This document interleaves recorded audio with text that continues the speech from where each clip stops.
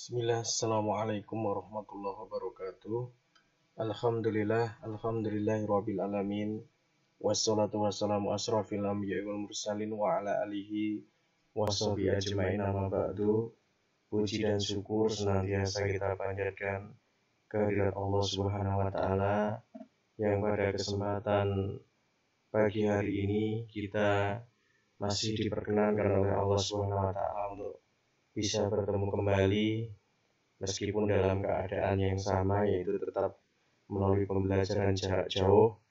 Tapi alhamdulillah Allah masih memberikan kesempatan kepada kita untuk bisa bertemu kembali. Baik, anak-anak kelas 10 yang dirahmati Allah Subhanahu wa taala, pada kesempatan pertemuan yang lalu kita sudah membicarakan tentang beragam tanggapan dalam sebuah diskusi. Ya, Pak Eka ulang sebentar. Beragam tanggapan di dalam sebuah diskusi itu antara ada pertanyaan, kemudian dukungan, kemudian saran, dan yang terakhir ada kritikan. Nah, itu adalah beragam tanggapan di dalam sebuah diskusi. Kemudian pertemuan yang sebelumnya, sebelum kita membicarakan tentang beragam tanggapan dalam diskusi, kita juga sudah membahas tentang pengertian masalah dan pengertian debat. Kemudian kita juga sudah membicarakan tentang hubungan keduanya.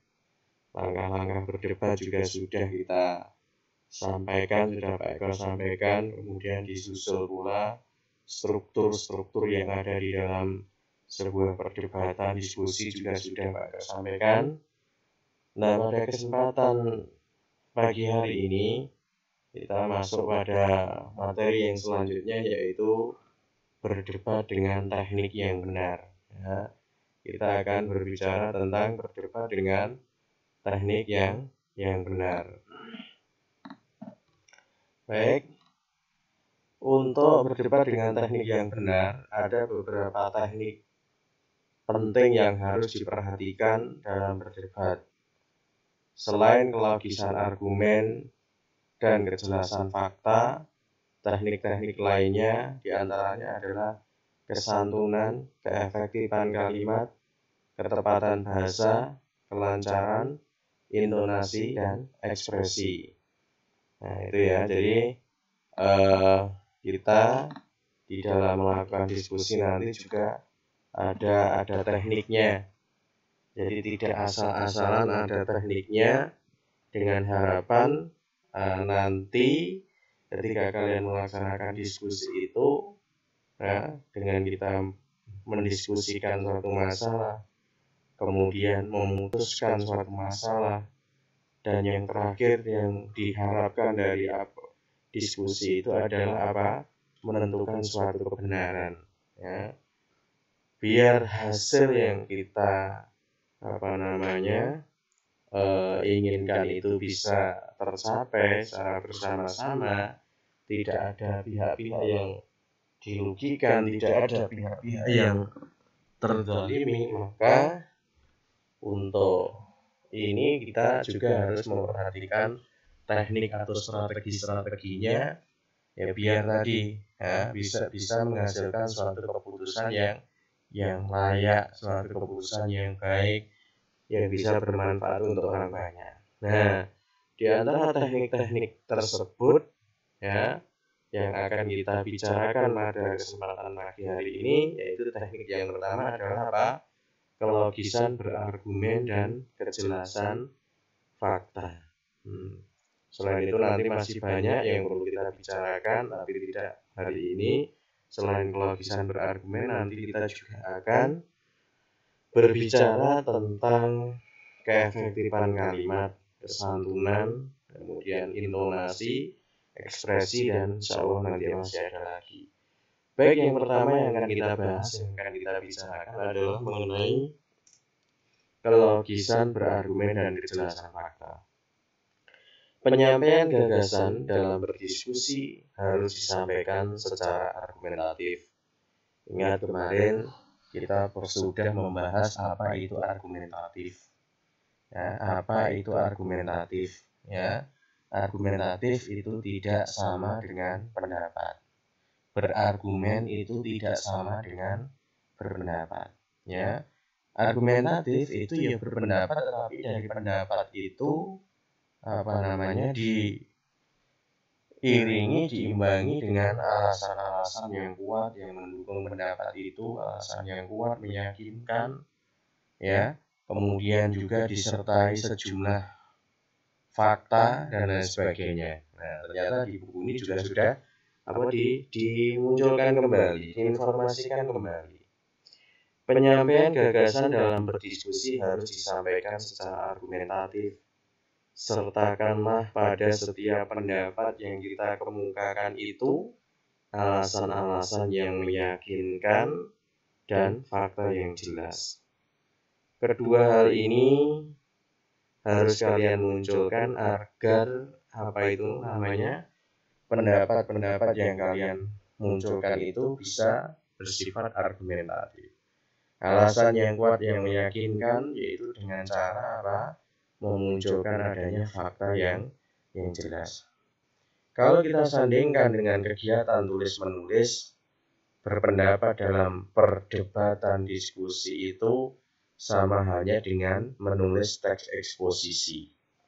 Di dalam eksposisi kita juga perlu menyampaikan sesuatu yang argumentatif, membuat orang yakin, ya, membuat seseorang itu yakin dengan pendapat-pendapat yang dimunculkan di dalam karangan tersebut.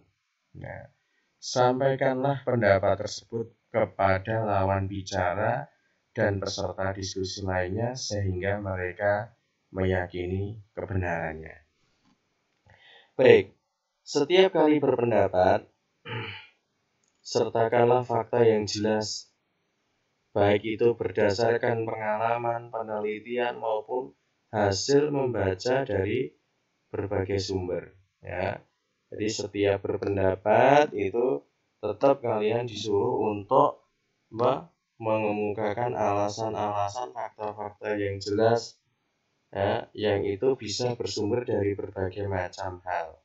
Akan tetapi kemarin sudah kita bahas bahwasanya sumber-sumber permasalahan yang paling baik untuk bisa kita munculkan di dalam sebuah diskusi adalah sumber-sumber yang berasal dari buku, ya, sumber-sumber yang berasal dari buku.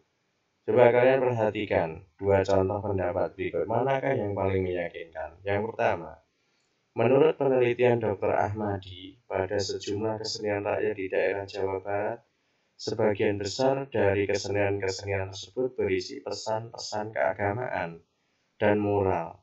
Kesenian-kesenian tersebut tidak semata-mata untuk tujuan hiburan, tetapi lebih banyak diisi dengan petatah petitih kepada masyarakatnya untuk selalu eling kepada Tuhan dan berbuat kebaikan kepada sesama.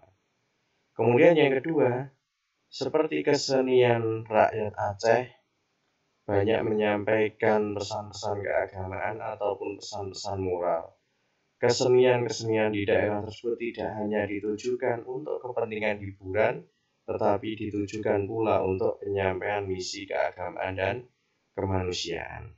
Nah, agar mudah dipahami, gagasan atau pendapat harus dipola dengan baik. Dengan kata lain, organisasinya harus jelas. Organisasi penyampaian gagasan dapat memiliki berbagai pola yang diantaranya adalah pola deduktif maupun pola induktif. Jadi ketika kita menyampaikan gagasan di dalam sebuah diskusi, maka harus dipola dengan baik, harus disetting dengan baik. Dengan kata lain, ada pengembangan pendapat yang perlu kita munculkan. Di situ oleh si pengarang buku disebutkan bahwasanya pola penyampaian gagasan itu ada yang menggunakan pola deduktif, ada juga yang menggunakan pola induktif. Seperti itu. Seperti yang sudah kalian ketahui bahwasanya pola deduktif dimulai dengan menyatakan dahulu gagasan utama, kemudian memperjelasnya dengan keterangan penunjang, ya. Pola deduktif dimulai dengan menyatakan dahulu, aku perbesar. Pola deduktif dimulai dengan menyatakan dahulu gagasan utama, kemudian memperjelasnya dengan keterangan penunjang, ilustrasi, dan bukti-bukti. Sebaliknya, dalam pola pengembangan induktif, kita mengemukakan perincian-perincian dan kemudian menarik kesimpulannya. Jika kita menyatakan dahulu mengapa perlu menghindari rokok lalu menguraikan alasan-alasannya, berarti kita menggunakan pola deduktif. Akan tetapi jika kita menceritakan sekian banyak contoh penyakit yang timbul akibat rokok dan kemudian kita menyimpulkan bahwa rokok itu berbahaya, berarti kita telah mengembangkan pola induktif. Kedua pola ini tidaklah saling bertentangan, tetapi justru dapat saling menguatkan.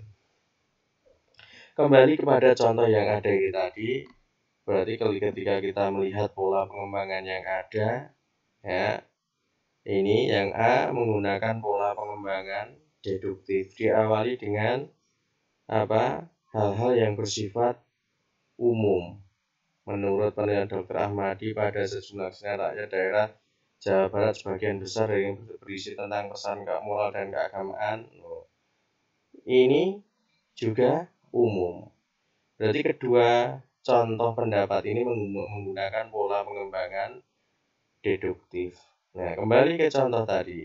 Manakah yang lebih meyakinkan? Kalau kita lihat ya tentunya yang A, karena berdasarkan hasil penelitian, ya.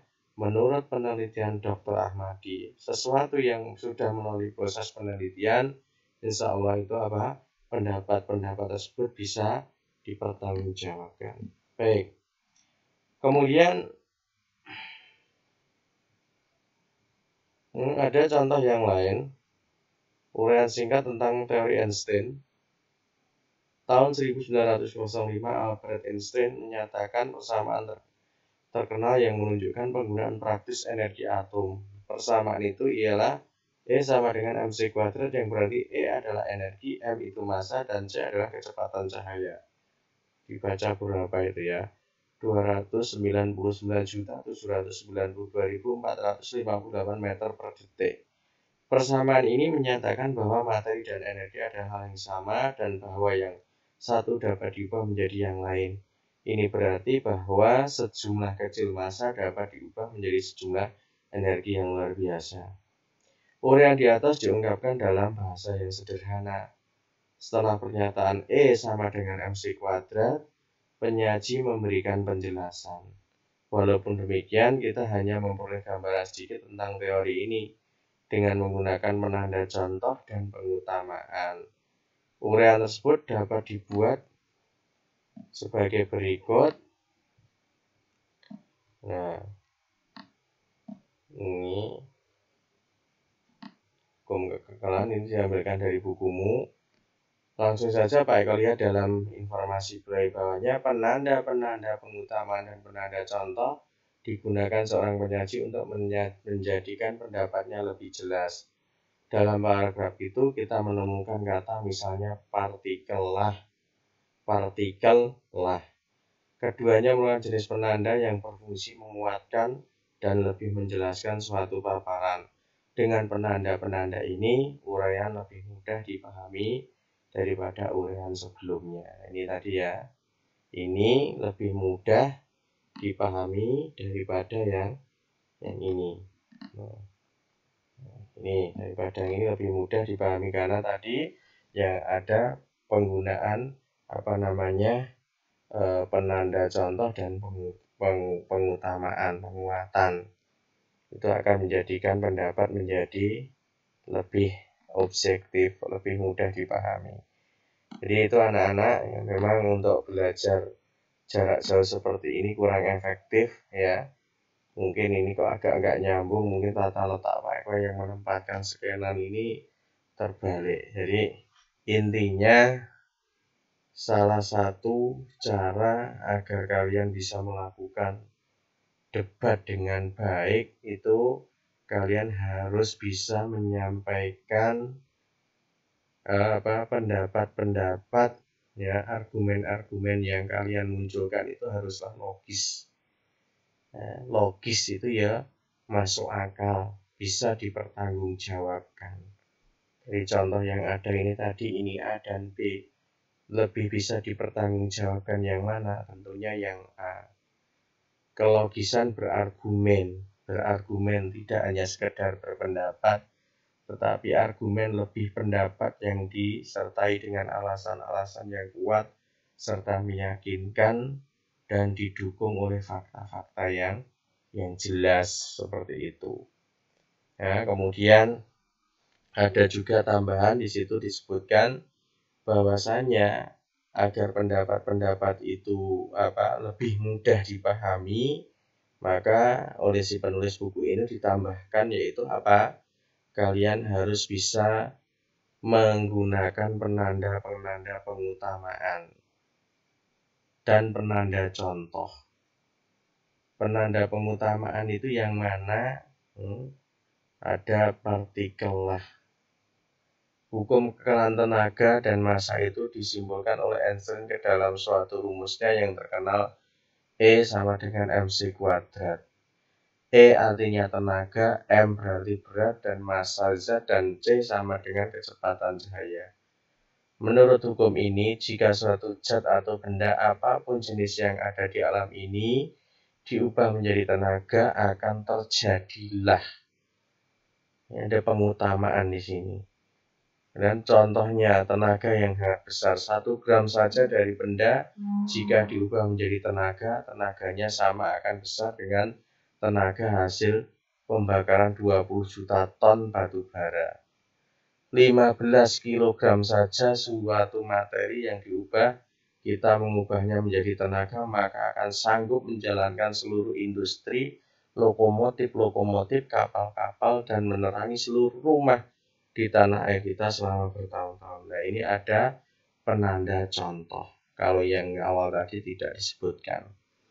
Jadi itu anak-anak yang insya Allah dirahmati Allah Subhanahu wa Ta'ala, ya, salah satu teknik yang benar, salah satu teknik berdebat, berdiskusi yang benar itu adalah dengan menggunakan argumen-argumen yang logis yang bisa dipertanggungjawabkan dan juga memunculkan fakta-fakta yang jelas, kejelasan fakta. Dengan begitu nanti ditambah dengan teknik-teknik yang lain, itu nanti bisa menghasilkan suatu keputusan-keputusan yang baik, keputusan-keputusan diskusi yang baik, bisa bermanfaat untuk banyak orang.